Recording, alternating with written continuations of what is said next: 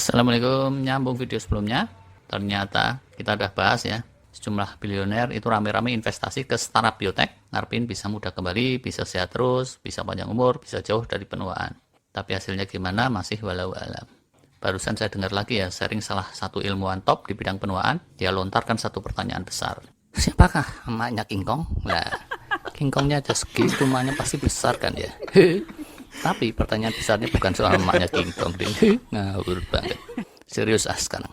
Pertanyaan besarnya tuh begini ya.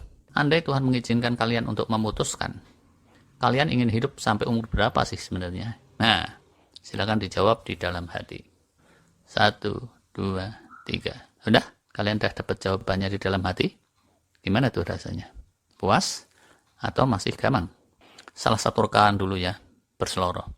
Kalau gue sih bayangannya hidup tuh ya sampai umur 70 lah gitu. Bokap gue, kakek-kakek, berhentinya di umur segitu tuh. Jadi ya kalau gue nyampe segitu juga alhamdulillah deh. Itu udah bonus buat gue. Rasulullah aja umurnya cuma 60-an. Nah, tapi teman lain beda lagi pandangannya. Ada yang 90, ada juga yang pengen lebih dari itu. Tapi terus garuk kepala juga.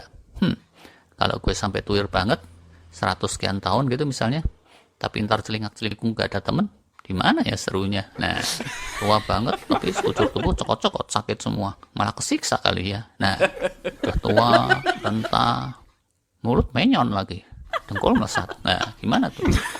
Kalau menurut salah satu filsuf dari Jepang, tiap-tiap manusia itu di hati kecilnya tidak ingin umurnya panjangnya kelewatan. Sebab kalau panjangnya kelewatan, dia akan melihat segala yang dicintainya musnah di depan mata, di depan hidung, dan itu menyakitkan. Jangan kan kehilangan orang yang dicintai. Lawang si Udin kehilangan dompet bulukan itu aja rasanya sakit banget.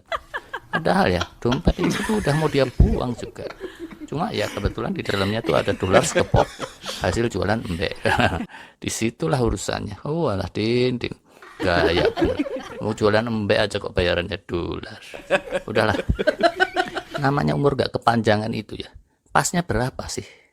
Nah, kalau si ilmuwan tadi, terus dia bilang gini, kalau buat saya, ada yang lebih penting dari sekedar panjangnya umur atau lifespan, yaitu health span. Saya ingin sehat sampai tua selama mungkin. Begitu udah usur, nggak lagi sehat, ya udahlah, cepet wassalam juga nggak apa-apa. Masuk akal juga sih. Apa kalian juga seperti itu? Sebagian mungkin malah jadi bingung nih, mesti jawabnya gimana. Kalau menurut guru-guru kita, pas bingung gitu, kita mesti mengembalikan segala sesuatunya kepada Allah dan Rasulnya. Ya enggak? Dan dengan mengingat Allah, hati bisa menjadi lebih tenang. Kata peribahasa, dalam laut dapat diduga, dalam hati siapa tahu. Kebelok peribahasa. Intinya gini ya, kalau para penonton yang sudah subscribe di channel ini, saya sih insya Allah bisa menduga isi hatinya. Dari gerakan kakinya aja itu udah ketok, kelihatan. Jauh di lubuk hati, kalau kalian hidup bahagia tanpa masalah, mestinya kalian ingin hidup selama-lamanya, iya kan? Ngaku aja lah. Iya, pasti kayak gitu. Nah, kalau kita kembalikan kepada Allah dan Rasulnya, hal itu ternyata apa coba? Bisa kita capai. Nggak mudah. Atau lebih tepatnya, sulit bingit. Tapi Allah sudah memberikan hints-nya di Quran. Hints pertama, berdoalah kepada Allah. Allah sudah menjanjikan, siapapun yang berdoa sungguh-sungguh kepadanya, pasti dikabulkan. Hints kedua, kalian harus menjadi pejuang di jalan kebaikan, syuhada di bidang kalian masing-masing. Allah sudah janji juga bahwa siapapun yang syahid di jalannya, dia nggak akan benar-benar mati kayak yang lain. Istilahnya tuh dia bakalan cuma pindah alam saja.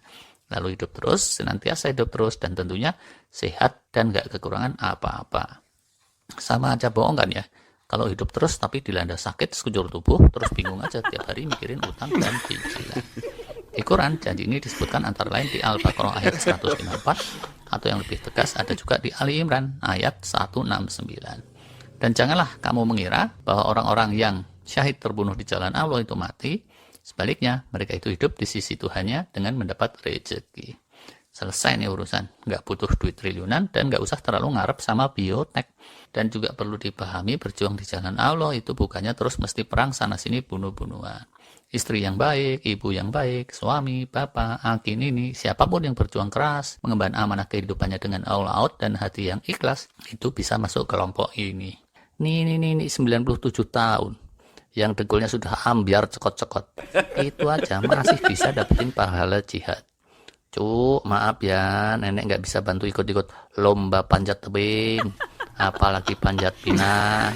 Nenek cuma bisa bantu doa, itu pun maaf-maaf ya, Al-Fatihah aja nenek juga udah lupa gitu.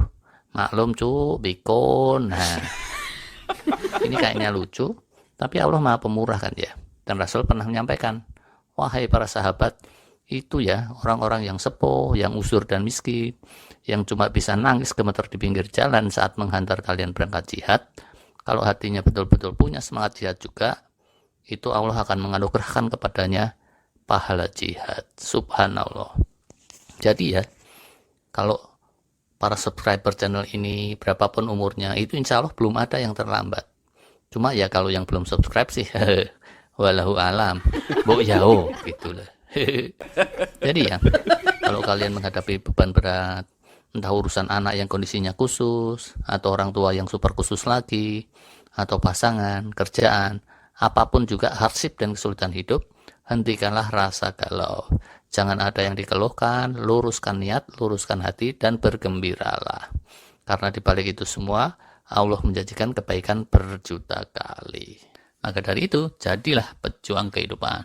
It's kind of cool, right? Ya, case closed, thank you. Walah, pakai bahasa Inggris bareng. Biarin lah sekali-kali. Kalau belum percaya juga, silahkan dibaca Qurannya sendiri. Download dulu juga bisa. Dan Quran itu sudah 15 abad, nggak berubah-berubah satu kata pun sampai sekarang. Buat yang belum masuk Islam, kalau mau nimbang-nimbang juga, silahkan aja, bagus. Dan kembali lagi ke bagian pertama. Dalam soal investasi, kalau boleh kasih saran dan pendapat, menurut saya jadinya yang terbaik itu perbanyaklah berinvestasi dalam kebaikan. Kalau bicara cuan, ini cuannya nyaris tak terhingga. Nggak sekedar 2.000 kali lipat kayak si Peter Thiel tadi, yang modalnya 500.000. Lah kita ini asli-aslinya modalnya itu 0, ya kan? Lahir tuh kita nggak bawa apa-apa. Pas bayi gitu, mau ngangkat kepala sendiri aja, itu galugil. Nggak ada tuh. Air percet langsung jagoan garap fisika dasar, termodinamika, atau paham hukum korporasi gitu.